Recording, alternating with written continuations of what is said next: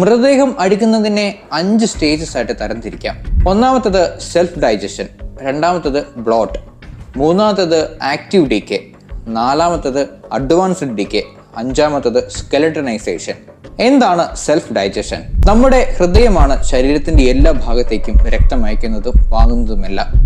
നമുക്കറിയാം, നമ്മുടെ ശരീരം നിർമ്മിച്ചിരിക്കുന്നത് കോശങ്ങൾ കൊണ്ടാണ്. കോശങ്ങൾക്ക് പ്രവർത്തിക്കാൻ അഥവാ ജീവനോടെ ഇരിക്കാൻ ഓക്സിജൻ ഗ്യാസ് ആവശ്യമാണ്. ഹൃദയമിടിപ്പ് നിന്നാൽ രക്തം കോശങ്ങളിൽ ചെല്ലാതെയാവും. അപ്പോൾ സ്വാഭാവികമായും കോശങ്ങളുടെ ഇന്ധനമായ ഓക്സിജൻ ലഭിക്കാതെയാവും. അങ്ങനെ അടുത്ത 2 നിമിഷത്തിനുള്ളിൽ ഓക്സിജന്റെ അഭാവം കാരണം ശരീരത്തിലെ pH മാറുന്നു. അങ്ങനെ ശരീരത്തിന്റെ നിറം മാറുന്നു. 10 നിമിഷത്തിനുള്ളിൽ ഊഷ്മാവ് കുറഞ്ഞ് ശരീരം തണുക്കാൻ തുടങ്ങുന്നു. മണിക്കൂറിൽ 1.5 ഡിഗ്രി ഫാരൻഹീറ്റ് എന്ന നിലയിൽ ബോഡി ടെമ്പറേച്ചർ കുറഞ്ഞ് റൂം ടെമ്പറേച്ചറിലേക്ക് വരുന്നു.